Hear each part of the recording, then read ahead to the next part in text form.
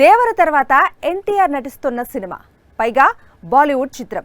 ఇదే ఏడాది ఆగస్టులో రిలీజ్ కావాల్సి ఉంది. అందుకే టైగర్ ఫ్యాన్స్ చాలా రిలాక్స్డ్గా ఉన్నారు.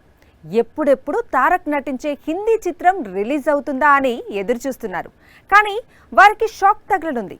ఎందుకంటే ఆగస్టులో రిలీజ్ కావాల్సిన జూనియర్ మూవీ పోస్ట్ పోన్ అయ్యే అవకాశాలు పుష్కలంగా కనిపిస్తున్నాయి. లాస్ట్ ఇయర్ దేవర, ఈ ఏడాది వార్ 2, వచ్చే ఏడాది డ్రాగన్. ఇది కదా ఎన్టీఆర్ లైనప్ అనుకున్నారు జూనియర్ ఫ్యాన్స్.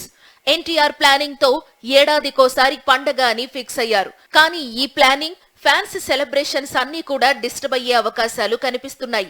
అందుకు కారణం వార్ 2 పోస్ట్ పోన్ అయ్యే అవకాశాలు ఉండడం. నిజానికి ఎన్టీఆర్ నటిస్తోన్న హిందీ చిత్రం వార్ 2 ఇన్ టైమ్ లోనే షూటింగ్ కంప్లీట్ చేసుకుంది.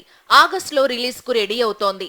లాస్ట్ లో హిందీ హీరో హృతిక్ రోషన్ తో కలిసి ఎన్టీఆర్ పాట చిత్రీకరణలో పాల్గొనాల్సింది. రీసెంట్ గా సాంగ్ షూటింగ్ కూడా స్టార్ట్ అయ్యింది. ఒకవైపు హృతిక్, మరోవైపు ఎన్టీఆర్.